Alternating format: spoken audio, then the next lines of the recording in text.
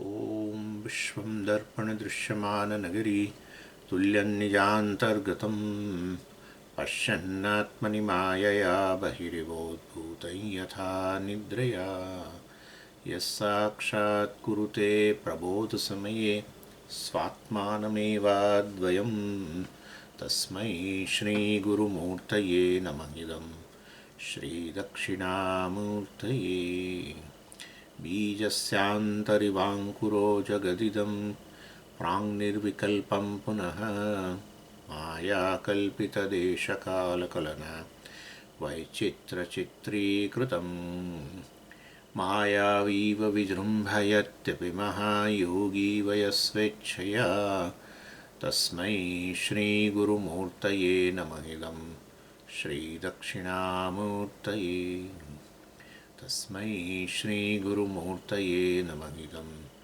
श्रीदक्षिणामूर्तये ॐ सहना भवतु सहनौ भुनक्तु सह वीर्यङ्करवावहै तेजस्विनावधीतमस्तु मा विद्विषावहै ॐ शान्तिः शान्तिः शान्तिः सदाशिवसमारम्भां शङ्कराचार्यमध्यमाम् अस्मदाचार्यपर्यन्तां वन्दे गुरुपरम्पराम् ઓમ. એટલે આ વેદાંત સારની અંદર આપણે આમ તો 91મો ટૉપિક પૂરો કરેલો, પણ વળી પાછું ઘણા વખતે શરૂ કરીએ છીએ એટલે થોડોક સાર જેવું અત્યાર સુધી જે થયું એનો થોડો આપી દો. જે વેદાંત સારના જે ગ્રંથકાર છે સદાનંદજી, એ આખું આ વેદાંતનું ટીચિંગ, વેદાંતનો જે ઉપદેશ છે એને બહુ જ સિસ્ટમેટિક ડેવલપ કરે છે. અને એમાં પહેલાં એ મૂળ વસ્તુ એ પ્રક્રિયા આપણી જે છે મુખ્ય પ્રક્રિયા અધ્યારોપ અપવાદ પ્રક્રિયા છે એનો ઉપયોગ કરે છે. અને અધ્યારોપ 3 સ્તરના છે એવી રીતે શરૂઆત કરે છે. અધ્યારોપ એટલે શું? અધ્યારોપ એટલે મિશ્રણ. સત્ય મિથ્યાના મિશ્રણને અધ્યારોપ કહેવાય. વસ્તુ અવસ્તુ બોલે છે. વસ્તુ એટલે સત્ય, અવસ્તુ એટલે મિથ્યા. વસ્તુ અવસ્તુનું મિશ્રણ એને અધ્યારોપ કહેવાય. જેમ કે રજ્જુ અને સર્પનું મિશ્રણ, તો અધ્યારોપ થયો ને શેનો? સર્પનો. રજ્જુ એ વસ્તુ, સર્પ અવસ્તુ. સત્ય મિથ્યા, સત્ય મિથ્યાનું મિશ્રણ એટલે રજ્જુ પર સર્પનો અધ્યારોપ એ નથી, એ બીજું કશું નથી પણ રજ્જુ અને સર્પનું મિશ્રણ. પણ સ્વામીજી આ રજ્જુ અને સર્પનું ક્યાંથી મિશ્રણ? આ સાપ છે એમ કહીએ છીએ પછી. આ પણ સાપ છે તમે જ્યારે કહો ત્યારે આ સાપ છે એમ કહો છો ને, એટલે આ કોને લાગુ પડે છે? રજ્જુને લાગુ પડે છે ને. રજ્જુ ના હોય તો તમે આ શબ્દ જ બોલ્યા ના હોત. હા, રજ્જુ હોત નહીં બિલકુલ. સમજો કે કશું જ નથી, જમીન જ છે, બરાબર? તો જમીનને જોઈને તમે કહો તો આ સાપ છે? ના, રજ્જુને જોઈને. પણ રજ્જુને રજ્જુ રૂપે નથી જોઈ, બસ એટલી તકલીફ છે. રજ્જુનો સામાન્ય અંશનું જ્ઞાન છે, આના રૂપમાં જ્ઞાન છે. રજ્જુને રજ્જુ જોઈ હોય તો સાપનો અધ્યારોપ જ ક્યાં થવાનો? એટલે રજ્જુ સર્પનું જ મિશ્રણ છે, વસ્તુ અવસ્તુનું મિશ્રણ, એને અધ્યારોપ કહેવાય. અને એટલે પહેલાં અહીંયા પણ આ સૌથી પ્રથમ અનાદિ અધ્યારોપ પહેલા અધ્યાયની અંદર એ આપણે જોઈ ગયા છીએ, પણ આ ખાલી કહું છું તમને. અનાદિ અધ્યારોપ જે છે એ શેના રૂપમાં છે? મિશ્રણ. અધ્યારોપ એટલે મિશ્રણ. કોનું કોનું મિશ્રણ? અનાદિ. અનાદિ બ્રહ્મ અને માયાનું મિશ્રણ. માયા મિથ્યા, બ્રહ્મ સત્યમ. એટલે બ્રહ્મ અને માયાના મિશ્રણ જેને આપણે ઈશ્વર કહીએ છીએ એ અનાદિ, એ પહેલો અધ્યારોપ. એની અંદર જ પાછો એ પહેલા અધ્યારોપમાં બીજી બાજુ બીજું ઉમેરવું પડે છે ને, એ જ બ્રહ્મા અને અજ્ઞાન કારણ શરીર આપણે કહીએ છીએ એનું મિશ્રણ, એટલે જેને જીવ કહીએ એ પણ અનાદિ. એટલે અનાદિ અધ્યારોપમાં 2 વસ્તુ આપણે પહેલા અધ્યાયમાં કહી, જીવ અને ઈશ્વર બંને વાસ્તવની અંદર વસ્તુ અવસ્તુના મિશ્રણ. અને આ રીતે પછી એટલે કે મિશ્રણ થઈ ગયું એ સત્ય મિથ્યાના મિશ્રણ. અને ત્યારબાદ એમણે બીજા સ્તરનો અધ્યારોપ, એની અંદર ઈશ્વર સૃષ્ટિની વાત કરી. હવે ઈશ્વર પોતે જ અધ્યારોપ છે બ્રહ્મ ઉપર, સર્પ રજ્જુ પર અધ્યારોપ એવી રીતે. ઈશ્વર જ અધ્યારોપ તો પછી ઈશ્વર સૃષ્ટિ, હે ઈશ્વર નિમિત્ત કારણને ઉપાદાન કારણને બધું આ નામરૂપ બનાવ્યું જગતને, બધું અધ્યારોપ જ ને. એટલે ઈશ્વર સૃષ્ટિ જે દ્વિતીય સ્તરનો અધ્યારોપ, એની વાત આ દ્વિતીય અધ્યાયમાં. તૃતીય અધ્યાયમાં ત્રીજા સ્તરનો અધ્યારોપ, કોની? જીવ સૃષ્ટિની વાત. જીવ પોતે જ અધ્યારોપ માટે પછી એ જીવ જે સૃષ્ટિ, રાગ દ્વેષ ફલાણું ઢીકણું, એ બધો અધ્યારોપ જ છે. વસ્તુ એક જ છે. હા, વસ્તુ એક જ છે અને એ છે બ્રહ્મ. બ્રહ્મથી અન્ય કશું કહેવું અને વાંધો નથી, કહેવું જ જોઈએ. હવે મુક્તાત્મા સમજીએ, મુક્તાત્માને બદલે અમે થોડું બ્રહ્મ બોલીએ, બરાબર છે. અને અમે કેમેરો જોઈએ તો કેમેરો જ બોલીએ, બરાબર જ છે. પરંતુ આ કોઈ વસ્તુ સત્ય નથી એટલું માનવું. બ્રહ્મ સત્ય છે, બ્રહ્મની સત્યતા જ આ બધામાં દેખાઈ રહી છે, માટે આ બધાને આપણે સત્ય કહીએ છીએ, જગતને સત્ય કહીએ. ચાલો એની એટલે ઈશ્વર સૃષ્ટિ અધ્યારોપ, એવી રીતે જીવ સૃષ્ટિ અધ્યારોપ. જીવની સૃષ્ટિ અત્યારે ચર્ચા નથી આવી, હજુ ત્રીજો અધ્યાયની અંદર આવશે. એટલે ત્રીજા લેવલનો અધ્યારોપ એ જીવ સૃષ્ટિ, અને એ વાસ્તવમાં સંસારનું કારણ. બધે ઈશ્વર સૃષ્ટિ અને બધે એનો અર્થ કે ઈશ્વર સૃષ્ટિ એટલે ઈશ્વર એનો બનાવનાર અને ઈશ્વર બનનાર બંને. તો પછી બધું ઈશ્વર જ હોય તો પછી તો ક્યાં સંસાર છે? ઇનફેક્ટ એ તો આપણે ઈચ્છીએ છીએ કે આટલું તો થાય, બધું બ્રહ્મ છે ના ખબર પડે કંઈ નહીં, પણ આ બધું ઈશ્વરની જ અભિવ્યક્તિ છે, આટલું થાય તોય આપણે સંસાર ન રહે. પરંતુ નથી, તો અત્યારે તો કંઈ નહીં. એટલે ત્રીજા સ્તરનો અધ્યારોપ પછી જીવ સૃષ્ટિ. ઈશ્વર સૃષ્ટિ પર પાછો આપણે અધ્યારોપ કરીએ, રાગ દ્વેષ ફલાણું, આ સારી વસ્તુ છે, આ ખરાબ વસ્તુ છે, પેલો સારી વ્યક્તિ છે, આ ખરાબ વ્યક્તિ છે, વગેરે વગેરે અનેક પ્રકારના આપણે અધ્યારોપ બીજા કરીએ પાછા. એટલે એ સંસારનું કારણ બને. એટલે ત્રીજા અધ્યાયમાં જીવ સૃષ્ટિ ત્રીજા લેવલનો અધ્યારોપ. પહેલો અનાદિ અધ્યારોપ બ્રહ્મને ઈશ્વર અને જીવના રૂપમાં. પછી ઈશ્વર સૃષ્ટિ દ્વિતીય અધ્યાયમાં, પછી જીવ સૃષ્ટિ ત્રીજા અધ્યાયમાં, અને પછી ત્યાં આગળ કહેશે ત્રીજા અધ્યાયમાં કે જુઓ આ સંસારનું કારણ છે. અને પછી હવે ખબર પડી કે સંસારનું કારણ જીવ સૃષ્ટિ છે, એટલે પછી તો આપણે જીવ સૃષ્ટિનો બાદ કરીએ કે જેથી કરીને સંસારમાંથી મુક્ત બનીએ. એટલે બાદ કરવો એટલે અપવાદ. એટલે ત્રીજા લેવલનો અધ્યારોપ છે જીવ સૃષ્ટિ, એનો અપવાદ કરીએ એટલે તો પછી સંસાર જતો રહે. અને તો પછી ચોથા અધ્યાયમાં ફળનું વર્ણન, જીવન મુક્તિ અને વિદેહ મુક્તિ. આ રીતે બહુ સ્ટ્રક્ચર આટલું સુંદર બહુ ઓછા ગ્રંથોમાં જોવા મળે. એટલે જ આપણે અભ્યાસ શરૂ કર્યો. આ બધા ગ્રંથોનો, આ વેદાંત સાર ગ્રંથનો અભ્યાસ એટલા માટે કે વેદાંતના બધા સિદ્ધાંતો આપણને એકદમ સ્પષ્ટ થઈ જાય એના માટે જ શરૂ કર્યું છે. અને અત્યારે આપણે તો આ દ્વિતીય સ્તરના અધ્યારોપ ઈશ્વર સૃષ્ટિની વાત કરી રહ્યા છીએ. એમાં ઘણું બધું જોઈ ગયા, પણ તમને થોડો ઘણો ખ્યાલ આપી દઉં કે શું આપણે જોઈ ગયા છીએ. અને ઈશ્વર સૃષ્ટિમાં પણ માયા એ પણ આ બે શક્તિથી યુક્ત, આવરણ અને વિક્ષેપ. અજ્ઞાન શબ્દ વાપરે છે, માયાને બદલે અજ્ઞાન શબ્દ વાપરે, અજ્ઞાનની જગ્યાએ માયા શબ્દ વાપરે, બધું ચાલે. એટલે વાસ્તવની અંદર આ ઈશ્વરનો એની માયા જે છે પણ એની બે શક્તિ, આવરણ અને વિક્ષેપ.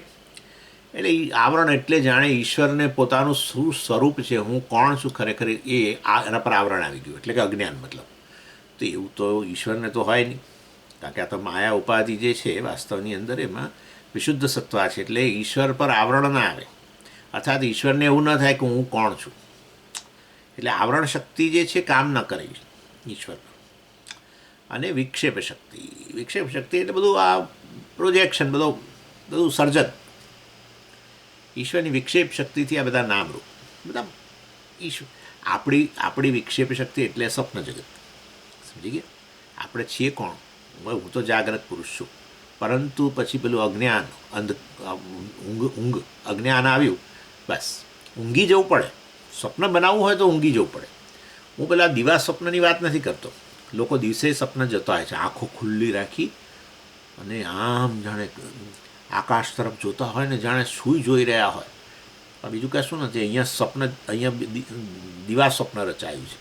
હા, નોકરી શું થશે, પેલું નોકરી તો કરું, પછી લગ્ન માટે શું વિચાર કરવો, અહીંયા હવે આ ઘરમાં રહું, ફાધર મધર સાથે રહું, કે પછી આમ કરું તેમ કરું, બીજે મકાન લો. કેટલું કલ્પના કરી નાખીએ, બાળકોનું પ્લાનિંગ ને બધું બધું કેટલું કરે. બેઠો છે હિંચકા પર, સાદા ચપ્પલ અને જબ્બો ધોતી પહેરીને, અને પણ કલ્પના તો તમે જુઓ તો પછી આ ગાડી લઉં ને પેલું બધું દિવા સ્વપ્ન. કોઈ કે એને બહાર લાવવો પડે એટલે પેલા મધર બોલાવે, ચાલ ભાઈ ચાલ, ભાખરી શાક તૈયાર છે, આવી જા. હા, ત્યારે ઓહો, આખું બધું કકડ ભૂસ. આટલું એ ભાખરી શાક આવ્યું અને પેલો સાદો પાટિયાનો હિંચકો આવ્યો, ત્યારે ખબર પડી કે આપણે તો ક્યાં રાસ્તા હતા, કેવું ઘર લઈશ ને પછી આમ ને બાળકોને આમ ભણાવીશ. લોકો આવું પ્લાનિંગ કરે. તમે એમ કે સ્વામીજી આ ખોટું તમે કહો છો. લોકો લગ્ન પહેલાં બાળકોને શું ભણાવવા એનું પ્લાનિંગ કરે છે. એટલે ભાઈ આ તો બધું દિવા સ્વપ્ન છે. હું એ સ્વપ્નની વાત નથી કરતો. દિવા સ્વપ્નની અંદર એક વસ્તુ છે કે તમે હું આ શરીર છું એવી તો સભાનતા છે જ. હું અહીંયા બેઠો છું એટલી સભાનતા છે, પછી એમાંથી સર્જાય. રાત્રિના સ્વપ્નની અંદર તો હું આ શરીરમાંથી આપણું તાદાત્મ્ય છૂટી જાય. એટલે માટે મેં કહ્યું પહેલાં ઊંઘ આવી મતલબ કે બધા સાથે તાદાત્મ્ય છૂટી ગયું, પછી આપણે જગત રચીએ. એટલે આપણા પર આવરણ આવી ગયું. હું જાગ્રત પુરુષના પર આવરણ આવી ગયું ને, ઊંઘ એટલે આવરણ. અને પછી રચાય વિક્ષેપ પૂરેપૂરું. એટલે વિક્ષેપ એટલે હવે તમે સમજી ગયા છો, કલ્પના જ કહેવાય. હા, જાગ્રત પુરુષની કલ્પના, એ જાગ્રત પુરુષની આ વિક્ષેપ શક્તિ. એવી રીતે ઈશ્વરની વિક્ષેપ શક્તિથી આ ઈશ્વર સૃષ્ટિ. ઈશ્વર આપણે બધા કોણ છીએ ખબર છે? ઈશ્વરના મનની અંદર આ બધું ચાલી રહ્યું છે અત્યારે. આપણે બધા એના મનના પાત્રો છીએ. જેમ આપણા મનમાં અનેક પાત્રો હોય ને બધા અનેક, એવી રીતે આપણે અત્યારે બધા ભગવાનની કલ્પના છીએ. ભગવાન સ્વપ્ન જોઈ રહ્યા છીએ. એમાં હું ક્લાસ રહ્યું છું અને તમે સાંભળી રહ્યા છો. વિચારજો, બહુ થ્રિલિંગ વસ્તુ છે. એટલે ઈશ્વરની આવરણ શક્તિ અને વિક્ષેપ શક્તિ. આપણે બહુ બધું અતિશય આખો દિવસ હું જાણે શું મને તો આખી જાણે મને તો દુનિયા મારા પર તૂટી પડી હોય એમ.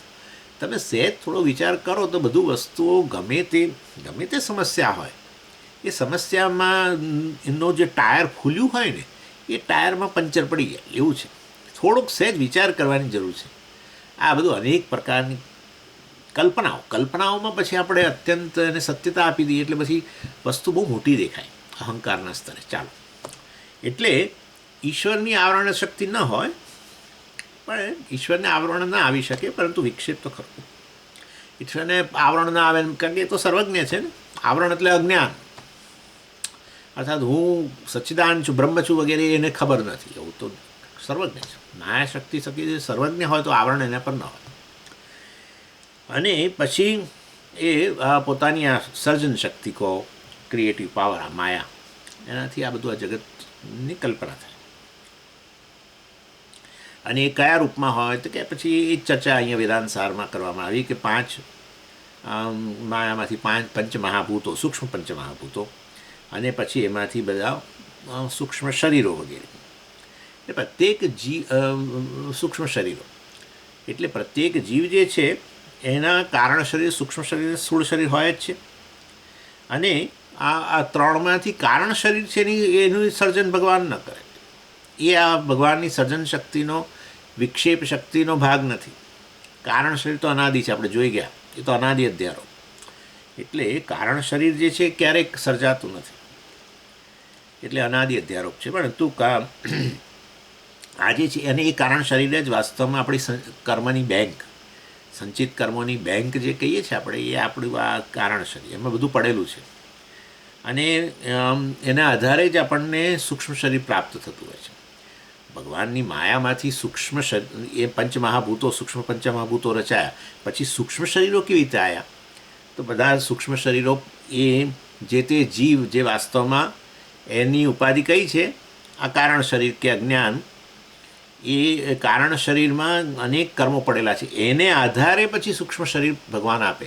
ભગવાન રો મટીરિયલ તૈયાર કર્યું, પણ રો મટીરિયલમાંથી કેવા પ્રકારનું સૂક્ષ્મ શરીર આપવું એ તો જીવોના કર્મને આધારે, એ એનો ફાળો. જીવોના કર્મને આધારે સૂક્ષ્મ શરીર અને પછી સ્થૂળ શરીરે પ્રાપ્ત થાય. એટલે ભગવાન કર્મફળ દાતા હોવાને કારણે એ સૂક્ષ્મ શરીર કેવું આ જીવને આપવું એ નક્કી કરે. અને એ કારણ કે કારણ શરીર જે છે વ્યષ્ટિ છે, દરેક જીવની ઉપાધિ છે. સચ્ચિદાનંદની ઉપાધિ કારણ શરીર, એને જ તો જીવ કહીએ, બીજું શું હવે. એટલે હું સચ્ચિદાનંદ જ છું, પરંતુ કારણ શરીર ઉપાધિ થકી વાસ્તવમાં હું જીવ કહેવાઉં. તો પછી કરતા ભોગતા હોવાને કારણે અજ્ઞાન તો છે જ કારણ શરીર, એટલે કરતા ભોગતા અને કર્મ કર્યા અને અનાદિ જીવ અને અનાદિ કાળથી થયેલા કરતા તરીકે કરેલા કર્મો એ બધા ભેગા થયા છે હવે કર્મફળ. એ જ આ કારણ શરીરમાં સંચિત કર્મોની બેંક. અને પણ એના માટે સ્વામીજી પાછું તમે અનાદિકાળ કહો છો, તો આ સૃષ્ટિ અનાદિકાળથી છે. આ સૃષ્ટિની તો આવી સૃષ્ટિ પહેલાં હતી અને એમાં કરેલા કર્મો, અને એ સૃષ્ટિમાં શરીરો પ્રાપ્ત થયા એ કયા કર્મોના હતા, તો એની પહેલાંની સૃષ્ટિમાં આગળ જવાનું નહીં તો ગાંડા થઈ જઈએ. બસ આવું છે. પણ આગળ કેમ નહીં જવાનું? સાચું હોય તો જાઓ ને ભાઈ આગળ. કશું સાચું નથી. મજા કરો. બસ આવું વિચારીને મજા કરો. મજા કરવી હોય તો બધું જાણો કે બધું મિથ્યા સ્તરે છે. વિક્ષેપ શક્તિ જો, વિક્ષેપ એટલે શું? આ સપનવત. બસ ભગવાનનું સપન છે એટલું. ભગવાનનું સપન હોવાને કારણે મને બહુ મોટું બધું દેખાય છે. આપણું સપનમાંથી આપણે જાગીએ તો કેવા હસીએ છીએ. વાઘ જોયો હતો એવું હસીએ ત્યારે નહીં, સપનમાં નહીં, બહાર આવીએ ત્યારે હસીએ. અને સ્વામીજીને જોયા હોય ને સ્વામીજી જોડે વાતો કરી તોય આપણે હસીએ કે આ બધું હસીએ. કારણ એ હસીએ ને આપણે જ્યારે સ્માઇલ આવે ને ત્યારે આપણે આપણા સ્વપ્ન જગતની સત્યતા કેટલી છે નક્કી કરીએ છીએ. સ્વપ્ન જગતની સત્યતા જોઈને હસીએ, એવી રીતે આ જાગ્રત જગતની સત્યતા જોઈએ તો આપણા પછી સ્માઇલ રહે, નહીં તો સ્માઇલ ન રહે. સ્માઇલ રાખવું હોય તો આ જગત, કારણ કે જગત તમારું સ્માઇલ લઈ લે છે. હા, સ્માઇલ એટલે પેલું ટૂથપેસ્ટ સ્માઇલની વાત નથી કરતો, પણ સ્માઇલ આપણું. સ્વામીજી શું કરીએ એમ કરીને પછી વાત કરે બહુ શરીરમાં પીડા છે. જગતનો જ ભાગ છે ને, એ બધું મિથ્યા છે. સાચું એક જ છે એ, અને હું નહીં કહો કે ઈશ્વર કહો, એક જ કહો, એક જ વસ્તુ. તમારે શિવ કહેવું તો શિવ કહો ને વિષ્ણુ કહેવું તો વિષ્ણુ કહો. અને હું એક જ વસ્તુ છે, ચિદાનંદ રૂપ. હું ચિદાનંદ છું. બસ તે બરાબર છે. હવે આગળ ના વધશો ના. શિવ અહમ શિવોહમ હું જ શિવ છું. પણ કેમ એમ હું શિવ ના બોલાય સ્વામીજી? માયા ઉપાધિવાળો. અરે ભાઈ મિથ્યા છે. એ કોણ છે? માયા ઉપાધિવાળો છે. કોણ છે? એ જ ચિદાનંદ બ્રહ્મ. અને તમે પણ ચિદાનંદ બ્રહ્મ. તો સરખું જ થઈ ગયું ને, તો શું થયું? એટલે હું શિવ ઈશ્વર છું.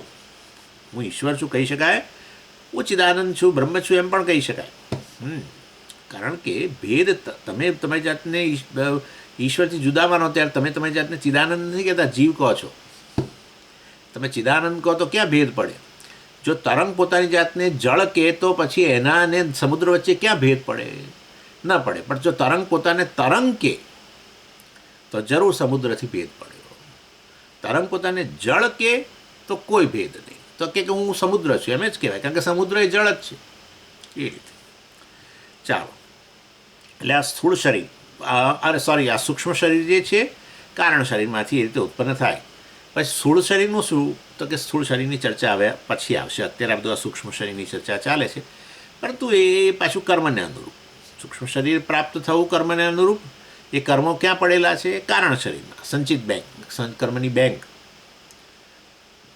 સારું. હવે આ સૂક્ષ્મ શરીરમાં કેટલા અવયવો? તો કે પંચ જ્ઞાનેન્દ્રિયો, પંચ કર્મેન્દ્રિયો, પંચ પ્રાણ, મન અને બુદ્ધિ વગેરે. આ બધી ચર્ચા આપણે કરી જ છે. જ્ઞાનેન્દ્રિયો બધી સાત્વિક, આ બધા પંચ સૂક્ષ્મ મહાભૂતોના સાત્વિક અંશમાંથી બની, અને કર્મેન્દ્રિયો જે છે બધા સૂક્ષ્મ મહાભૂતોના રાજસ અંશમાંથી બની. કારણ કે મૂળ માયા ત્રિગુણાત્મિકા, એટલે ત્રણેય ગુણો છે ને એમાંથી પંચ મહાભૂતો આવ્યા. તો એ પંચ સૂક્ષ્મ મહાભૂતોમાં ત્રણેય સત્વ રજસ તમસ તો હોય જ. એનીવે, અને પછી જ્ઞાનેન્દ્રિયો મેં તમને કહ્યું પ્રમાણે સાત્વિક અંશમાંથી, કર્મેન્દ્રિયો રજસ અંશમાંથી, અને પંચ પ્રાણ પણ રજસ અંશમાંથી, અને મન બુદ્ધિ વગેરે તો એ તો તમે તકરણ છે એ સમષ્ટિ સાત્વિક અંશ. બધા મહાભૂતોના કલેક્ટિવ સાત્વિક અંશમાંથી. અને આ રીતે વાસ્તવની અંદર સૂક્ષ્મ શરીરની ઉત્પત્તિ થઈ. અને એની પણ આપણે વાત કરી. અને એમાં પછી મેં તમને કહ્યું હતું કે આ પંચ પ્રાણ જે છે વાસ્તવમાં આ પ્રાણને કારણે શરીર ટકેલું છે. જીવન જે કહીએ છીએ ને આપણે, એ જરૂર ચૈતન્યની અભિવ્યક્તિ ખરી અહીંયા, પરંતુ જીવન જે છે જણાય છે એની અંદર પ્રાણનો ફાળો છે. પ્રાણ જાય તો આપણે કહીએ જીવન રહ્યું નહીં, મૃત્યુ પામી વ્યક્તિ. ચૈતન્ય નથી ગયું ક્યાંય, ચૈતન્યની અભિવ્યક્તિ બંધ થઈ ગઈ, કારણ કે સૂક્ષ્મ શરીર જતું રહ્યું, સૂક્ષ્મ શરીર થકી અભિવ્યક્ત થતું હતું. સૂક્ષ્મ શરીર ગયું એટલે પંચ પ્રાણ પણ અંદરથી જતા રહ્યા, એટલે શરીર આવે નિશ્ચેત થઈ ગયું, જીવન પૂરું થઈ ગયું એમ કહીએ.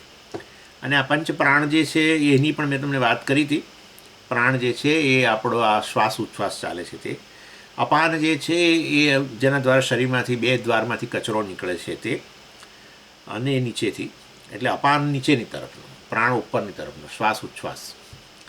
અને વ્યાન જે છે જે આપણા શરીરની અંદર આ બધું જે બ્લડ સર્ક્યુલેશન ને બધું જે ચાલે છે એ બધું વ્યાનનું કાર્ય છે.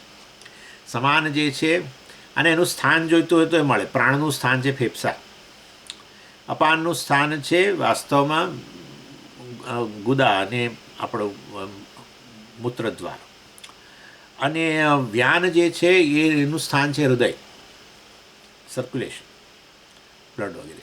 સમાનનું સ્થાન છે જઠર, પેન્ક્રિયાસ, લીવર, આંતરડા વગેરે, નાનું આંતરડું વગેરે. અને ઉદાનનું સ્થાન જે છે વાસ્તવમાં એને ગણવામાં આવે છે, અર્થાત આગળ, કારણ કે રિવર્સિંગ સિસ્ટમ છે. પ્રાણ જે છે એમાં શ્વાસ ઉચ્છ્વાસ આપણે લઈએ છીએ, એટલે કે આમ શું છે, જીવ જે છે આ શરીરમાં દાખલ થયો ને, સૂક્ષ્મ શરીર અભિમાની ચૈતન્ય, સૂક્ષ્મ શરીર અભિમાની સચ્ચિદાનંદને જે જીવ કહેવાય, એ સૂક્ષ્મ શરીર દાખલ થયું અંદર.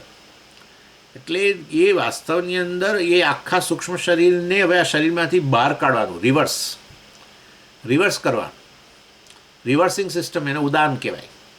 અને આપણે એટલે જોઈએ છીએ ઉલટી વખતે પણ આપણે આ હોય છે ઉદાન. કરે સ્વામીજી, મને એવું લાગ્યું કે જીવ જતો રહેશે. હા જુઓ, બસ તો પછી માની લેવાનું કે હવે આ જ આપણને, એ જ આ જીવને, સૂક્ષ્મ શરીરને બહાર લઈ જાય. પેકર્સ ને મૂવર્સ એવું કહેવાય ઉદાન, કારણ કે પેકિંગ કરે, બરાબર પેકિંગ કરે, કશું છૂટે. કારણ કે અહીંથી હવે નવા શરીરમાં જવાનું, અને એ તો ક્યારે મળે કંઈ નક્કી નહીં. એ તો થોડું છે, અહીંયા આ શરીર છે એમાંથી છોડ્યું, આ ઘર છોડ્યું, અને અહીંયા સામે જ બીજું ઘર પડ્યું હોય તો અહીંથી ત્યાં જવા બહુ વાંધો નહીં, એક વસ્તુ લઈ જવાય. તમે ઘર તમે સમજો કે તમે જ્યાં રહેતા હો ત્યાંથી સામે જ ઘર જે છે એમાં તમે ગયા, આ ભાડાના મકાનમાંથી સામે, તો તમારે બધું પેક કરવાની ક્યાં જરૂર છે? થોડું બધા ઘરના મેમ્બરો કે ચલો આપણે થોડું લઈ જઈશું, થોડું એમ કંઈ થોડું લઈ જવાય. પણ આ તો નવું ઘર ક્યાં મળશે, ક્યારે મળશે? જૂનું ઘર ઇન્ડિયામાં હોય અને નવું ઘર એમેઝોનના જંગલની અંદર ક્યાંક પેલી કીડાના રૂપમાં મળવાનું હોય. આ તો વાત છે. આપણે તો એવો પ્રશ્ન જ નથી, આપણા માટે તો ગેરંટી જ છે. પણ આપણે માટે ગેરંટી છે એટલે આપણે ગેરંટીના આધારે જીવવાનું. ભગવાને આપેલી ગેરંટી કોઈ દાડો ખાલી ના ખોટી ના પડે. એટલે વાસ્તવની અંદર તમે એ ઘર જવાનું, અને પાછું એ ઘર તાત્કાલિક મળે એવું એ નહીં, પાછું ક્યારે મળે ખબર નહીં. માટે પેકિંગ બરાબર કરવું પડે. એટલે ઉદાન છે ને બધું પેકિંગ કરે.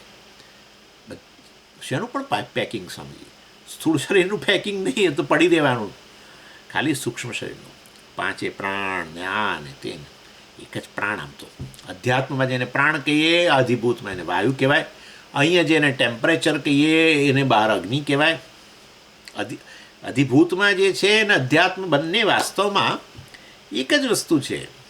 અહીંયા તમે જેને બધું આપણું લોહી વગેરે બધું ફ્લુઇડ એ બહાર એને પાણી કહેવાય, જળ એ જ છે બધું. અહીંયા રહેલા બધું કાર્બન ને ફોસ્ફરસ ને કેલ્શિયમ ને બધું કહીએ છીએ ને, કેલ્શિયમ ઓછું થઈ ગયું છે ને, ફલાણું ઓછું થઈ ગયું છે ને. હવે તો મેગ્નેશિયમનું આવ્યું છે પાછું. મેગ્નેશિયમ લો, તમારે જો બહુ પગના દુખાવા રહેતા હોય તો મેગ્નેશિયમ ઓછું છે. આ બધું પૃથ્વી તત્વ કહેવાય. આનું આ જ છે. અધ્યાત્મમાં જેને તમે આ બધું કહો છો એને બહાર અધિભૂતમાં પંચમહાભૂતો કહેવાય. અધ્યાત્મ અધિભૂતને જોડનારો જે છે અધિદૈવ કહેવાય. અધ્યાત્મ અધિભૂતને કોણ જોડે? હવે આંખ છે એને સમજો, દાખલા તરીકે હું ખાંડનો દાણો એ મોંમાં મૂકું તો ખાંડનો દાણો શું છે? અધિભૂત, જગતનો ભાગ. અને હું મૂકું છું મોંમાં, એટલે કે આ જીભ ઉપર, એ શું કહેવાય? આત્મા, અધ્યાત્મ. અધ્યાત્મ અને અધિભૂતનું જોડાણ થયું અને તમને સ્વાદની ખબર પડી. તે નિયમ છે ને. હા, ખાંડનો દાણો સમજીએ અહીંયા જીભ પર મૂકો ને બદલે નાકમાં મૂકવું તોય મને તો ખબર પડે. શું વાત છે, સ્વાદની ખબર પડતી હશે. આ તો વિચારવા જેવી વસ્તુ છે. એટલે ઓર્ડર છે બધું. હા, હવે જાસ્મિનના ફૂલની સુગંધ લેવી હોય તો આપણે નાક બંધ થઈ ગયું હોય સમજો કોઈ કારણસર. સમજી, મને વાંધો નથી શરદી થઈ જાય તો, મને તો એ સુગંધ આવે. કેવી રીતે? તો કે હું મોં ખુલ્લું કરું છું અને ત્યાં પેલું મોગરાનું ફૂલ ધરું તો એ સુગંધ આવે. બને જ નહીં ને. ઓર્ડર, લો, એનું નામ ઈશ્વર. પણ દેવતાઓના રૂપમાં. ઈશ્વરને એક દ્રષ્ટિબિંદુથી જુઓ, એક દ્રષ્ટિબિંદુથી. એટલે એ દેવતાઓ બધા, એટલે અધિદૈવ, અધ્યાત્મ અધિભૂતને જોડનાર અધિદૈવ. આ જગત બધું એક જ. હા, એક જ ઈશ્વરને આ રીતે 3 ભાગમાં વહેંચી દીધો: અધ્યાત્મના રૂપમાં, અધિભૂતના રૂપમાં અને અધિદૈવના રૂપમાં. ચાલો, એનીવે, પરંતુ એટલે વાસ્તવની અંદર આ પંચપ્રાણ જે છે એમાં છેલ્લે ઉદાન જે છે, ઉદાનને બીજી રીતે પણ કહેવાય છે ticking clock. Tick tick tick tick tick tick tick, બસ પછી ટીક નહીં. હા, કેટલી ટીક એ ખબર નહીં, નંબર મોટો ખરો.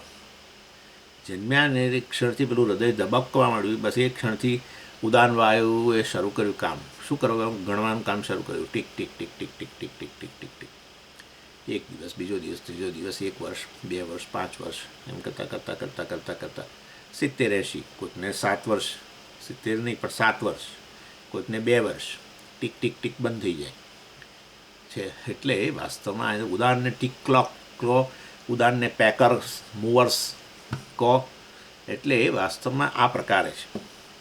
અને આ ઉદાહરણનું કાર્ય પ્રશ્નોપનિષદની અંદર 3જા અધ્યાયમાં તમારે ડિટેલમાં જોવું હોય તો તમને જોવા મળશે કે કેવી રીતે ઉદાન વાયુ મૃત્યુકાળે એકદમ સક્રિય બને છે અને ઉલટી વગેરે થાય ત્યારે બધું. ચાલો, પછી એટલે આ થયું સૂક્ષ્મ શરીર, બરાબર. પછી સૂક્ષ્મ શરીરને આપણે જોયું 3 કોષમાં વિભાજિત કરી દીધા. 3 કોષમાં: પ્રાણમય, મનોમય અને વિજ્ઞાનમય. એટલે પછી કોષની રીતે એની ચર્ચા થઈ. એટલે અને આ પંચ જ્ઞાનેન્દ્રિયો અને મન સહિત એ મનોમય કોષ કહેવાય. પંચ જ્ઞાનેન્દ્રિય અને બુદ્ધિ સહિત એને વિજ્ઞાનમય કોષ કહ્યો. પંચ કર્મેન્દ્રિય અને પ્રાણ સહિત એને પ્રાણમય કોષ કહો. એટલે આવી ગયા ને બધા. પણ સાહેબ, મન ને બુદ્ધિ તો એક જ વસ્તુ છે ના. આપણે મન, બુદ્ધિ, અહંકાર, ચિત્ત વગેરે આ બધા ભાગ પાડીએ છીએ ને, એક જ અંતઃકરણના ભાગ પાડીએ. જે બધા સમષ્ટિ સાત્વિક અંશમાંથી બન્યું, બધા મહાભૂતોના સાત્વિક અંશમાંથી બન્યું એવું અંતઃકરણને આપણે કાર્યને આધારે નામ પાડીએ. મન એટલે જે બધું વિચાર કરે, વિચાર પ્રક્રિયા શરૂ થઈને મન કહેવાય. જ્યારે તમે લાગણી દર્શાવો એને મન કહેવાય. જ્યારે તમે સંશય કરો ત્યારે મન કહેવાય. હા, આ બધું મન. ક્લાસ ભરું કે ના ભરું આજે? આ તો રોજનું આનું. હવે પાછું આ વેદાંત સારમાં પાછું એ બધું એ જૂનું લાવશે. એક આ વખત જવા દઈએ ના, પણ નહીં. પાછું તો ધ્યાન રાખે છે. પેલું બધા પાર્ટિસિપન્ટ હોય ને ઝૂમમાં, તમે આમ ગોળની જેમ જોતા રહે છે આ સ્વામીજી તો, કોણ આવ્યું છે ને કોણ ગયું ને બધું. એટલે આ ગોળને જેમ સ્વામીજીને ગોળ ના બનાવવા હોય તો આપણે ચલો ને હવે ભરીએ. કેટલાક લોકો આવી રીતે ક્લાસ ભરે પણ શું કરે, છેલ્લે બેસે. એટલે જે કામ ઘરે કરવું હોય એ અહીંયા થઈ શકે. અને એક કાંકરે 2 પક્ષી, એક તો આપણી હાજરી જણાઈ જાય અને ઊંઘવું હોય તો ઊંઘીએ લેવાય. કારણ કે છેલ્લે બેઠા હોય કોણ સ્વામીની નજર જવાની છે, આવું થાય. એટલે વ્યવસ્થાની અંદર કહેવાનો આશય એ છે કે આ 3 કોષ જે છે એમાં આ આપણે ભાગ પાડ્યા.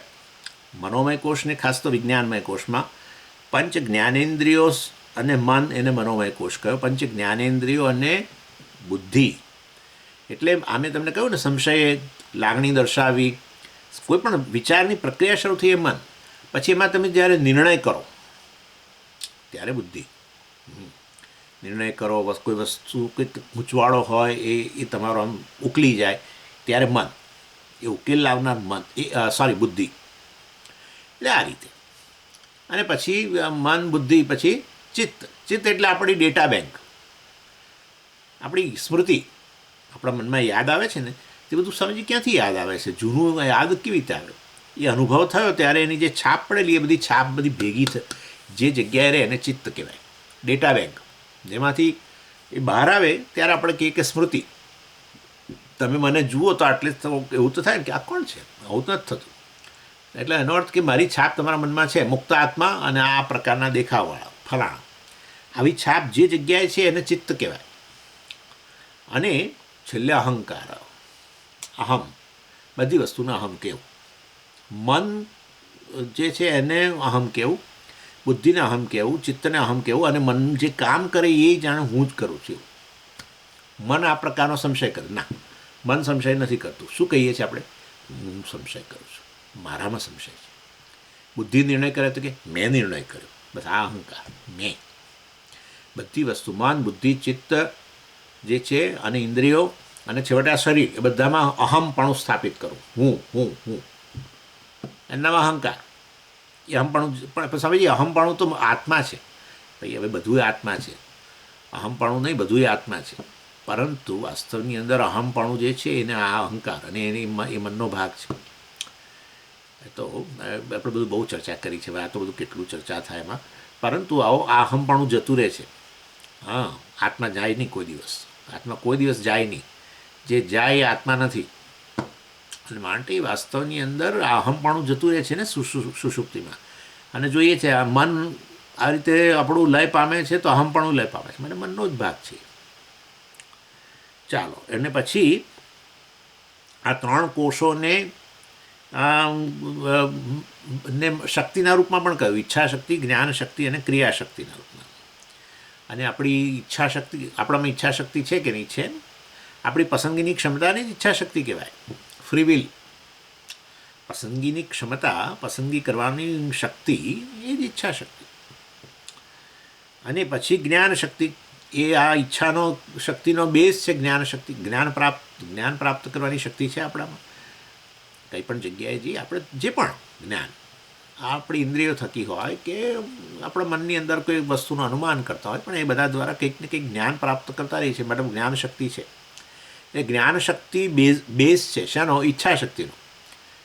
જે વસ્તુનું જ્ઞાન હોય એ વસ્તુ તમારી પાસે હોય, ન હોય, હોય ને જાળવવી હોય વગેરે, એ બધાની ઈચ્છા નથી, તમારે જોઈએ છે. કોઈ વસ્તુનું જ્ઞાન હોય કે આ તો નકામું છે અથવા આ બહુ તકલીફ આપનારું છે, તો એને દૂર કરવાની ઈચ્છા. એટલે કોઈ વસ્તુ આપણા અનુકૂળ હોય તો આપણે એને પ્રાપ્ત કરવાની ઈચ્છા. એટલે જ્ઞાન આપણે જેને જાણીએ એમાંથી પછી આપણને ઈચ્છા જન્મે ના. તદ્દન અજ્ઞાત વસ્તુની કોઈ દિવસ ઈચ્છા જ ના હોય. એટલે જ્ઞાન શક્તિ ઈચ્છા શક્તિનો બેઝ છે. અને પછી એ પ્રાપ્ત કરવા માટે આપણે શું કરીએ? ઈચ્છા તો થઈ, પણ પછી પ્રાપ્ત કરવા માટે ક્રિયાશક્તિ. એટલે આ રીતે આ વસ્તુને જુઓ, એક જ આ સૂક્ષ્મ શરીર, આ ખૂબી છે. આવું કોઈ દિવસ તત્વબોધમાં આપણે આ રીતે નથી જોયું. એક જ સૂક્ષ્મ શરીર હોય, જીવનું આ જે સૂક્ષ્મ શરીર છે, જે એના કારણ શરીરને આધારે એને આપવામાં આવ્યું છે, એ સૂક્ષ્મ શરીરને આ રીતે ત્રણ કોષોના રૂપમાં જોઈ શકો. એ સૂક્ષ્મ શરીરને તમે આ રીતે ત્રણ શક્તિના રૂપમાં જોઈ શકો. ચાલો,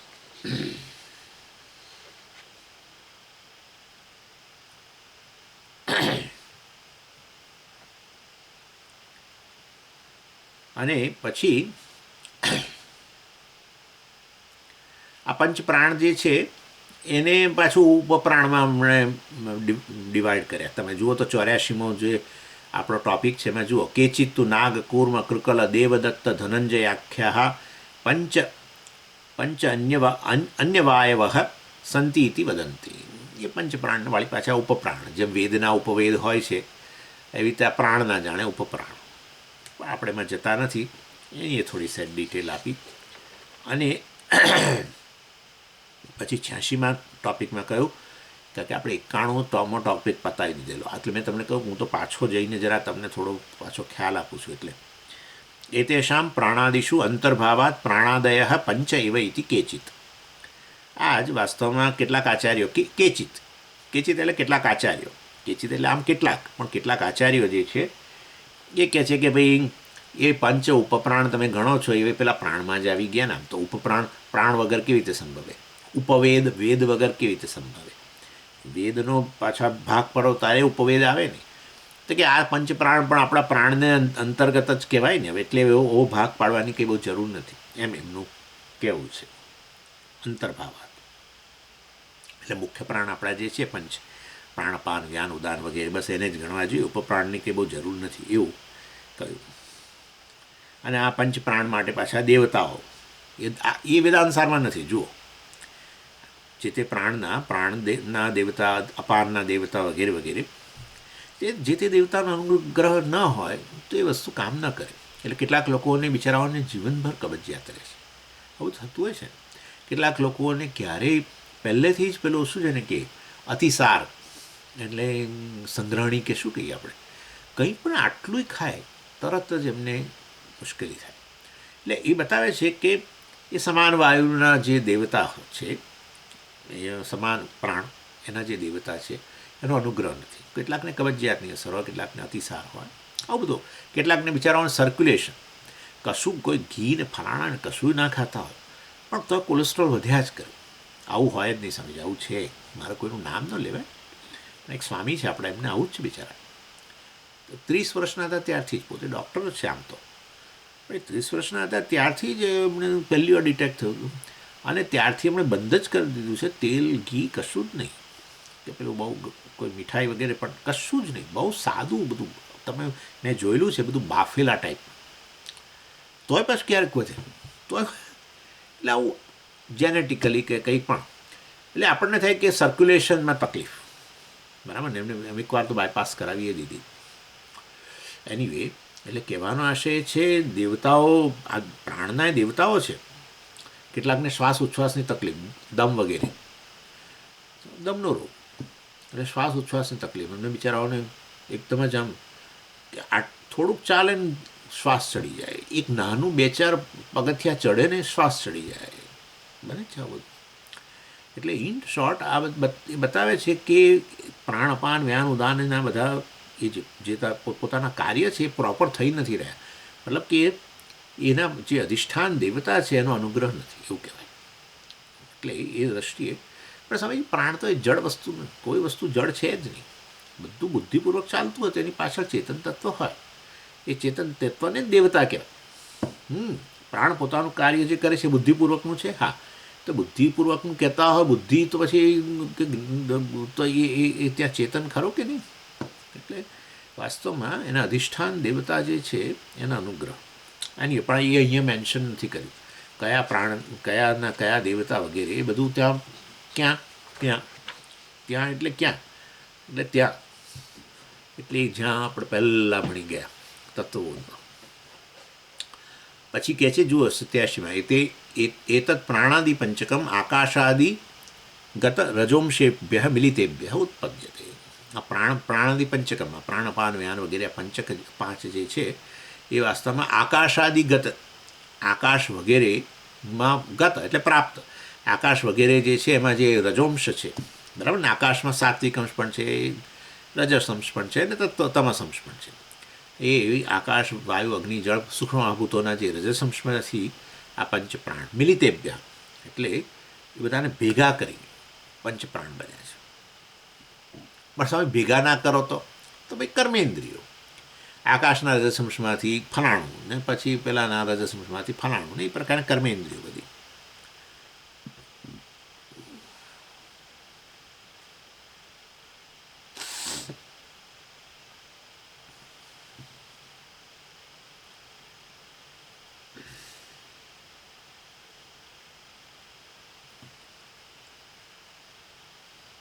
એવું કેમ કે સ્વામી આ પ્રાણ વગેરે છે એ સમષ્ટિ રજસંશમાંથી, એટલે બધા જ મહાભૂતોના રજસંશમાંથી બન્યા છે, અને કર્મેન્દ્રિયો એકના રજસંશમાંથી.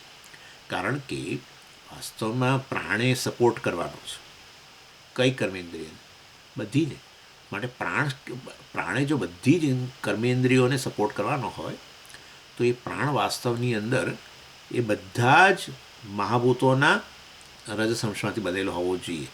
તો પછી આકાશના રજસંશમાંથી બનેલી જે કર્મેન્દ્રિય હોય, કે વાયુના રજસંશમાંથી બનેલી કર્મેન્દ્રિય હોય, કે અગ્નિ તત્વના સૂક્ષ્મ મહાભૂતના રજસંશમાંથી બનેલી જે કર્મેન્દ્રિય હોય એને સપોર્ટ કરી શકે. પોતે જ પંચ મહાભૂતના બધા જ રાજસંશમાં ભેગા કરીને ના બનેલા હોય પ્રાણ, તો પછી બધી કર્મેન્દ્રિયોને સપોર્ટ ન કરી શકે, પણ બધી જ કર્મેન્દ્રિયોને સપોર્ટ પ્રાણ કરે છે, તો પછી પ્રાણ પોતે વાસ્તવમાં એ બધા જ સૂક્ષ્મભૂતોના રજસંશમાંથી ભેગા થઈને બનેલી હોય. એ રીતે અહીંયા મિલિતેભ્ય એટલે ભેગા થઈ. પછી કહ્યું ઇદમ પ્રાણાદિ પંચકમ કર્મેન્દ્રિય સહિતમ સત્પ્રાણમય કોશો ભવતી અસ્ય ક્રિયાત્મકત્વેન રજોંશ કાર્યત્વમ. જુઓ, એટલે હવે સૂક્ષ્મ શરીરના મેં તમને કહ્યું હતું ને, હવે જુદી રીતે જુએ છે, 3 કોષની રીતે. સૂક્ષ્મ શરીરને કહ્યું પહેલાં ઈચ્છાશક્તિ, ક્રિયાશક્તિ, જ્ઞાનશક્તિ, એ રીતે પણ કહી દીધું.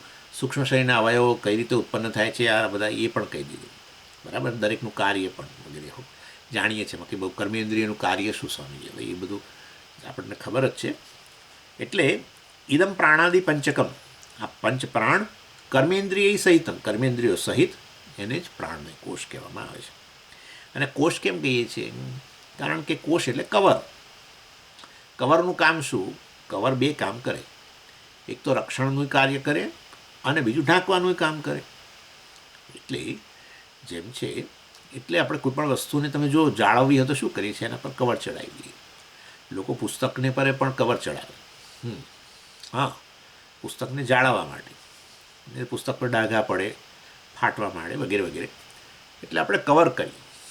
એટલે એવી રીતે વાસ્તવમાં પ્રત્યેક જે છે ને પ્રાણ જે છે, કર્મેન્દ્રિયો છે, કે ઇવન આપણા આગળ આવવાનું છે જ્ઞાનેન્દ્રિયો હોય, અંતઃકરણ હોય, બરાબર ને, એમાં પછી આ પેલું આવશે ને મનોમય કોષ વગેરે. આ બધાનું કાર્ય છે વાસ્તવમાં રક્ષણનું. કોના રક્ષણ? સચ્ચિદાનંદ આત્માનું રક્ષણ. ના, સચ્ચિદાનંદ આત્મા જે ઉપાધિવાળો છે, જેને જીવ કહીએ છીએ, એ જીવના રક્ષણ માટે છે ને. પ્રાણ કોના માટે છે? રક્ષણ માટે છે. એ જીવની તો અહીંયા ટકી જ ન શકે. જીવ જે છે એને વાસ્તવમાં એ જીવને ટકાવવા માટે આ બધા એને કામ કરે. જીવ કર્મેન્દ્રિયો દ્વારા કર્મ કરે, બરાબર છે. દાખલા તરીકે પાદેન્દ્રિય છે, વિચાર કરો તમે, એ પાદેન્દ્રિયો થકી રક્ષણ થાય કે ના થાય? વ્યક્તિ ચાલે, એને લીધે કોલેસ્ટ્રોલ વગેરે કે ડાયાબિટીસ વગેરે પણ ફાયદો થાય, અને મસ્ત ચાલે એટલે શરીર વગેરે પણ ઠીક રહે. એટલે ઇન્દ્રિયો આપેલી હોય તો આ બધું કાર્ય થાય. અને ઇન્દ્રિયોને આ બધું કાર્ય કરવા માટેની શક્તિ કોણ પ્રદાન કરે? પ્રાણ પ્રદાન કરે. એટલે પ્રાણ પણ જોઈએ. એટલે આ રીતે વાસ્તવની અંદર આ બધા જે અહીંયા આપવામાં આવેલા છે સૂક્ષ્મ શરીરના વિવિધ અંગો, એ બધા વાસ્તવમાં પેલા જીવને મદદરૂપ થાય છે, એને ટકાવવા માટે, એને જીવન ચલાવવા માટે. અને માટે એ રીતે બધાને કવર કહી શકાય. અથવા તો પછી ઢાંકવાનું કામ કરે. માટે કોને ઢાંકે? આ બધા આ પ્રાણમય કોષ કોને ઢાંકે? સ્વામીજી આત્માને ઢાંકે. એટલે આપણી આત્મબુદ્ધિ શેમાં છે અત્યારે? પ્રાણમય કોષમાં. પ્રાણ, અપાન, વ્યાન, ઉદાન અને કર્મેન્દ્રિયોમાં આપણી આત્મબુદ્ધિ છે, બરાબર છે. અહમ બુદ્ધિ શેમાં છે? એમાં છે. એને આત્મા માનીએ છીએ. એટલે ખરેખર જે આત્મા સચ્ચિદાનંદ છે એ ઢંકાઈ ગયો. એના માટે જવાબદાર શું બન્યું? આ પ્રકારનું આમાં આત્મબુદ્ધિ કરી, પ્રાણ વગેરેમાં આત્મબુદ્ધિ કરી. એટલે પ્રાણ વગેરેને કોષ કયા. જાણે એને ઢાંક્યો. કોને? આત્માને ઢાંકી. ખરેખર ના ઢાંકી શકે. એ આપણે વાત થયેલી છે પહેલાં. ઘનચ્છન્ન દ્રષ્ટિમ ઘનચ્છન્ન મર્કમ. આ યાદ રાખવાનું. હું તો 50 વાર બોલીશ. ઘનચ્છન્ન દ્રષ્ટિમ ઘનચ્છન્ન મર્કમ નિષ્પ્રભમ અતિમૂઢ મન્યતે. હસ્તામલકીમાં હસ્તમલકા આચાર્યએ કેવું સરસ ઉદાહરણ આપ્યું. ઘનચ્છન્ન દ્રષ્ટિમ, ઘન એટલે વાદળો, વાદળોથી ઘનચ્છન્ન દ્રષ્ટિમ ઘનચ્છન્ન મર્કમ. અર્ક એટલે સૂર્ય. એટલે આપણે લાગે કે વાદળોથી સૂર્ય ઢંકાઈ ગયો. વાદળ કે થોડો સૂર્યને ઢાંકે? વાદળ એક થોડા કિલોમીટરનું હોય, એ પેલો સૂર્ય જે પૃથ્વી કરતાં 13,000 ગણો મોટો એવો લાખો કરોડો કિલોમીટરનો વ્યાસ ધરાવતો સૂર્ય, એ આવડું વાદળ થોડું ઢાંકે. પણ એ વાદળે આપણી દૃષ્ટિ જે છે સૂર્ય તરફની જે દૃષ્ટિ હતી, આપણે સૂર્યને જોઈ રહ્યા હતા અને વાદળ આવી ગયું, એટલે એણે આપણી દૃષ્ટિને ઢાંકી. પણ આપણે કહીએ પેલું સૂર્ય ઢંકાવે, એના જેવું છે. એવી જ રીતે આ પ્રાણ વગેરે બધા વાદળો છે. હું તો સચ્ચિદાનંદ સૂર્ય જેવો છું, અનંત છું, પણ મારા તરફની દૃષ્ટિ, એટલે કે હું સચ્ચિદાનંદ છું એવી દૃષ્ટિને કોણે ઢાંકી દીધી? આ પ્રાણ વગેરે જાણે કે ઢાંકી દીધી. અજ્ઞાનને કારણે આ પ્રાણ વગેરેને જ હું આત્મા કહેવા લાગ્યો. હું સચ્ચિદાનંદ છું એને ભૂલાઈ ગયું. માટે પ્રાણ વગેરેને આપણે શું કહીએ? કોષ કહીએ. ને પ્રાણમય, મય એટલે વિકાર, વિકાર જ છે ને, એક એકમાં વિકાર, શ્વાસ ઉચ્છ્વાસમાં વિકાર, સર્ક્યુલેશનમાં વિકાર, આપણા સમાન ભૂખ તરસ વગેરેમાં વિકાર, બધામાં વિકાર, બદલાવ આવ્યા જ કરે છે. અત્યારે વ્યક્તિ યુવાન હોય ત્યારે કેવી એની ભૂખ હોય છે, અને પછી વૃદ્ધ થાય ત્યારે હવે તો એક રોટલી નથી ખાતા સ્વામીજીને. એટલે આવું બધા વિકાર, એટલે પ્રાણમય કહ્યું. અને કર્મેન્દ્રિયોમાં વિકાર, પહેલાં ઘણું ચલાતું હતું અને હવે તો બીજું કશું થતું નથી, ચાલવાનું અડધો કિલોમીટર નથી થઈ શકતું વગેરે વગેરે.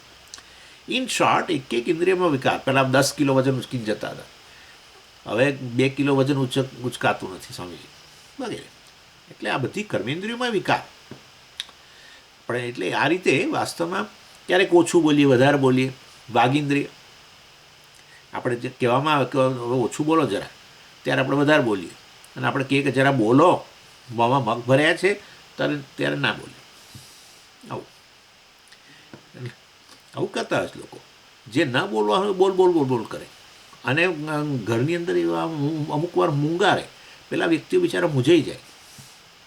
સાંજે રસોઈ થતી હોય, પહેલાં ચાલો હવે જમવા, ના મારે ભૂખ નથી, તો પહેલાં કહેવું જોઈએ ના બગાડ નહીં થાય, પણ એ વખતે ના બોલે, એ વખતે ના બોલે. અને આમ બોલ બોલ બોલ બોલ કરી આપણે કંઈક બંધ રહો, બસ બહાર બેસો, માથું પાકી ગયું, વિકાર. ઇન શોર્ટ, કહેવાનો આશય છે એ કર્મેન્દ્રિય સહિતમ પ્રાણ, પ્રાણમય કોષ કયો. મય એટલે વિકાર, અને પ્રાણ એટલે સતત, અને કોષ કેમ કહે પણ મેં તમને કહી દીધું. ચાલો, અને એટલે આ પંચકોષ જે છે એ પંચકોષમાં આત્મબુદ્ધિ થઈ હોવાને કારણે જ આપણે અહંકાર મમકાર પણ આવ્યો, પછી એમાંથી અહંકાર મમકાર આવે, અને એમાંથી પછી અનેક બીજી બધી મુશ્કેલીઓ. ચાલો ભાઈ, એટલે બધું તો ઘણું. પછી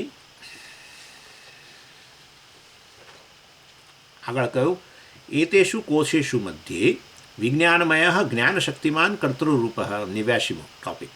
મનોમય ઈચ્છાશક્તિમાન કરણરૂપ, પ્રાણમય ક્રિયાશક્તિમાન કાર્યરૂપ, કર્મરૂપ. યોગ્યત્વાત એવમ એતેષાં વિભાગ ઇતિ વર્ણયન્તિ એતत् કોશત્રયમ મિલિતમ સત સૂક્ષ્મ શરીરમિતિ ઉચ્યતે. અહીંયા સૂક્ષ્મ શરીર પૂરું થશે, પણ કશું બાકી રહી ગયું? 3 કોષના રૂપમાં વર્ણન ચાલુ કર્યું છે ને સૂક્ષ્મ શરીરનું, એમાં પ્રાણમયની જ વાત થઈ, હજુ વિજ્ઞાનમય રહ્યો અને મનોમય રહ્યો. એ હવે કહે છે આ વસ્તુ પણ ત્યાં વેદાંત આપણે તત્વબોધમાં નથી. એતેષુ કોશેષુ મધ્યે, આ 3 કોષની અંદર વિજ્ઞાનમય જ્ઞાન શક્તિમાન, વિજ્ઞાનમય કોષ છે અને એમાં જ્ઞાન શક્તિ રહેલી છે. આપણે કહ્યું એને પણ સૂક્ષ્મ શરીરને આ રીતે ડિવાઈડ કર્યું હતું ને 3 શક્તિના રૂપમાં. એટલે વિજ્ઞાનમય જે છે એ જ્ઞાન શક્તિના રૂપમાં છે, અને કર્તૃરૂપ, કર્તા. વિજ્ઞાનમ યજ્ઞમ તનુતે કર્માણી તનુતે પીછે વગેરે વગેરે. તૈત્તિરોપનિષદ, જેમાં પંચકોષની વાત આવી બ્રહ્માનંદ વલ્લીમાં, ત્યારે કહ્યું વિજ્ઞાનમય કોષની ચર્ચા કરતાં કહ્યું વિજ્ઞાનમ યજ્ઞમ તનુતે. આ વિજ્ઞાનમ એટલે કે આ વિજ્ઞાનમય કોષ યજ્ઞમ તનુતે, યજ્ઞ કરે છે, મતલબ કરતા, કર્મ કરે છે, એટલે કર્તૃરૂપ. મનોમય ઈચ્છાશક્તિમાન, મનોમય જે છે એને કઈ શક્તિ સાથે જોડશો? તો કે ઈચ્છાશક્તિ સાથે. ગઈકાલે પંચદશીમાં આવ્યું હતું, આપણે માયાની ચર્ચા કરતાં, જ્ઞાનશક્તિ બલરૂપ. ત્યાં શ્વેતાશ્વતર ઉપનિષદને કોટ કરીને આચાર્ય કહી રહ્યા છે જ્ઞાન ઈચ્છા બલરૂપ. એટલે આ માયા જે છે જેની હું તમને વાત કરતો હતો ગઈકાલે, એ જ્ઞાન ઈચ્છા બલરૂપ. જ્ઞાન ઈચ્છા એટલે જ્ઞાન શક્તિ, ઈચ્છા એટલે ઈચ્છા શક્તિ, બલ જ્ઞાન ક્રિયા બલરૂપ, જ્ઞાન ક્રિયા બલરૂપ એવું આવ્યું. શ્વેતાશ્વતરમાં આવી રીતે વર્ણન કર્યું શક્તિનું, જ્ઞાન શક્તિ કે પછી ક્રિયાશક્તિ, અને બલ એટલે ઈચ્છા શક્તિ ત્યાં કર્યું. એનીવે, એટલે આ મનોમય કોષ છે એ ઈચ્છા શક્તિ, ખરેખર શક્તિ જ છે ઈચ્છા. એને કારણે તો બધા આપણા ધ્યેય છે. આપણે બધા મનુષ્યો છે એમના જીવનમાં ધ્યેય રહેલા છે, બધા જે પણ ધ્યેય હોય, ધર્મ અર્થ કામ મોક્ષ જે પણ હોય, પરંતુ એની જે તે ધ્યેયની પ્રાપ્તિની ઈચ્છા, એટલે ઈચ્છા શક્તિને આધારે જ છે. અને એટલે ફ્રી વિલ આપણી જે છે પસંદગીની ક્ષમતા, એને જ તમે ઈચ્છાશક્તિ કહી શકો. એના આધારે તો આપણે ચૂઝ કરીએ ને, જે તે ધ્યેય આપણે શું કરવું, પસંદગી કરીએ ને. અને એ વસ્તુ બહુ જ, ઈચ્છા બહુ મહાન વસ્તુ છે. એટલે આ બધું જે પેલું છે ને કે ભાઈ આ તો ઈચ્છા તો સર્વ દુઃખની માં છે, કશું જ નથી ભાઈ. સર્વ સુખની માં છે ઈચ્છા, સુખની માં છે. આ તદ્દન વાહિયાત વાત છે, દુઃખની માં.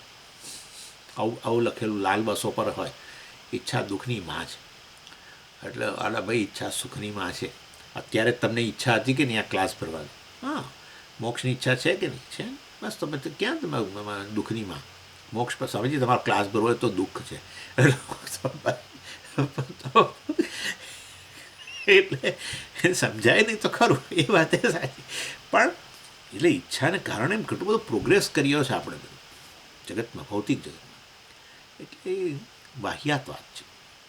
ઈચ્છા આપણા જે તે ઈચ્છા વાસ્તવમાં ભૌતિક જગતની વાત કરું તો એ ઈચ્છા આપણા પર આપણને ધર્મમાંથી ચ્યુત કરે એની પૂર્તિ માટે, તો પછી એ વસ્તુ આપણા માટે એ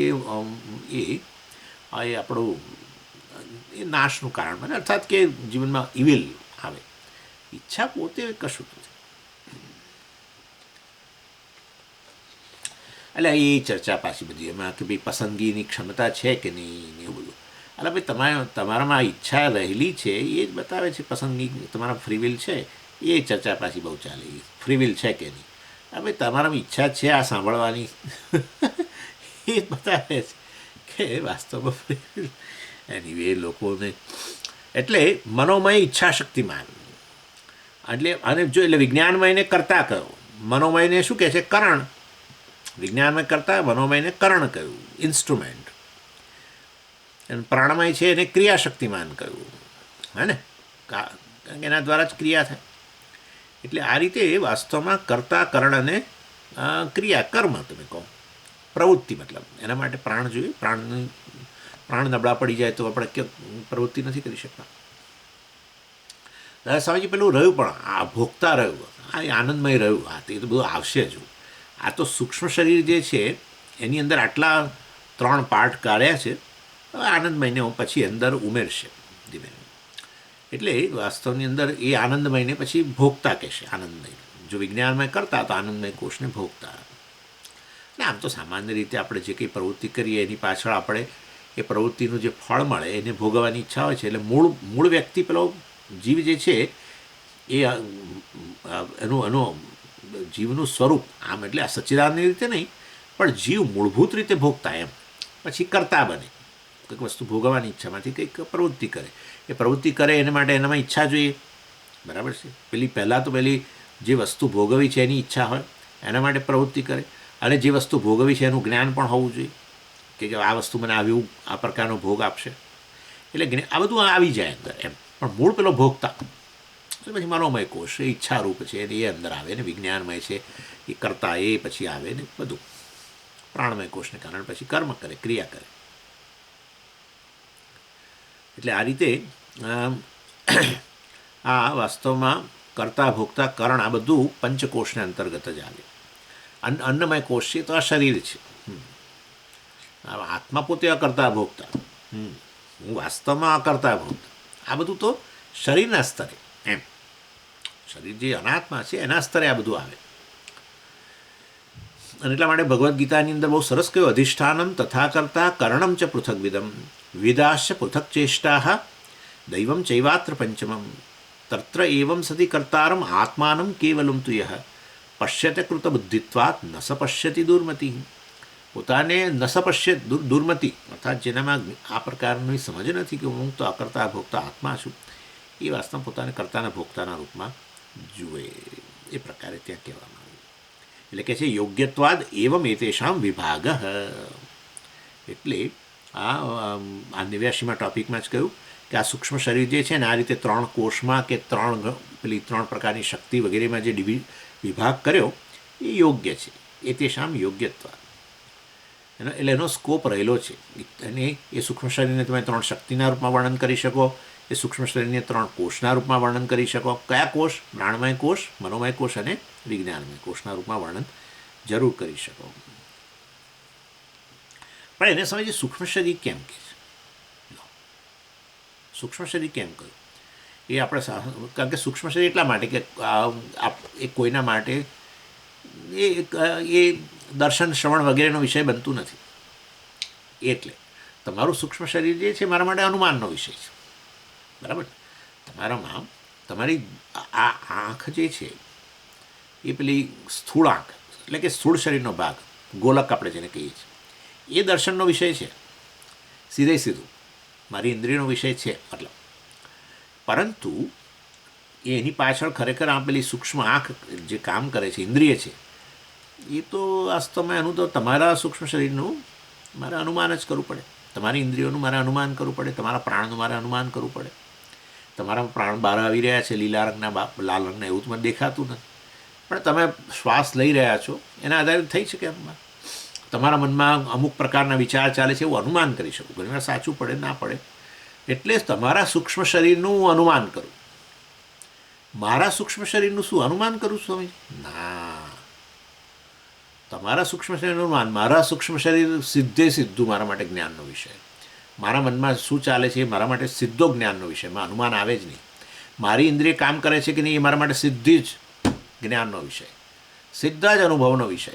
કેમ? કારણ કે હું મૂળ કોણ છું? સાક્ષી. એટલે આને કહીએ આપણે સાક્ષી પ્રત્યક્ષ કહીએ. તમારું સૂક્ષ્મ શરીર જે છે એ ઇન્દ્રિય પ્રત્યક્ષ નથી મને, પરંતુ અનુમાન કરું છું. મારું સૂક્ષ્મ શરીર સાક્ષી પ્રત્યક્ષ છે. હા, સાક્ષી, હું સાક્ષી છું, ચૈતન્ય છું, માટે મારું સૂક્ષ્મ શરીર સીધું મારા માટે જ્ઞાનનો વિષય, ઇન્દ્રિયોની જરૂર નહીં. એવું નથી કે મારી આંખ હું આંખથી જોઉં છું, કે મારા કાન સાંભળે છે એ મારા કાનથી મને ખબર પડે છે, એવું એ તમારા માટે સીધો જ જ્ઞાનનો વિષય છે. એનીવે, એટલે આ રીતે અને તમારા મનમાં ઈચ્છા રહેલી છે, જ્ઞાન જે તે વસ્તુનું જ્ઞાન છે કે નહીં, બરાબર. અને તમારો કર્મેન્દ્રિયો કર્મ કરી શકે છે કે નહીં, ક્રિયાશક્તિ છે કે નહીં, ઓછી થઈ છે, વધારે છે, સારી છે, આ સમજી આ લીધું ને મેં, તો હવે મને ચ્યવનપ્રાશ લીધું ને તો વળી પાછી મારા મન જાણે કે ઘોડા જેવી તાકાત આવી. સારું, બહુ સારું. એટલે વાસ્તવમાં તમારી ક્રિયાશક્તિ, તમારી ઈચ્છાશક્તિ, તમારી જ્ઞાનશક્તિ તમારા માટે સીધી પ્રત્યક્ષ છે. સૂક્ષ્મ શરીરને હું બીજી રીતે કહું છું, હવે આ ત્રણ શક્તિના રૂપમાં એ તમારા માટે સીધું સાક્ષી પ્રત્યક્ષ કહેવાય. તમારામાં રહેલી ઈચ્છાશક્તિ, મારામાં ઈચ્છાશક્તિ છે કેવી ખબર પડી? મારી આંખે મારામાં ઈચ્છા જોઈ એટલે મને ખબર પડી. ઇન્દ્રિયોની જરૂર જ નહીં. એટલે તમે શક્તિના રૂપમાં કહો સૂક્ષ્મ શરીરને તો એ સાક્ષી પ્રત્યક્ષ. સૂક્ષ્મ શરીરના અવયવો કઈની દ્રષ્ટિએ જુઓ તો પણ વાસ્તવની અંદર, કોષની દ્રષ્ટિએ કહો તો પણ એની એ જ વસ્તુ છે. એટલે આ રીતે વાસ્તવમાં જે છે આપણે આ સૂક્ષ્મ શરીર, તમારું સૂક્ષ્મ શરીર એ સાક્ષી પ્રત્યક્ષ, અન્યનું સૂક્ષ્મ શરીર તમારા માટે એ આ રીતે અનુમાનનો વિષય.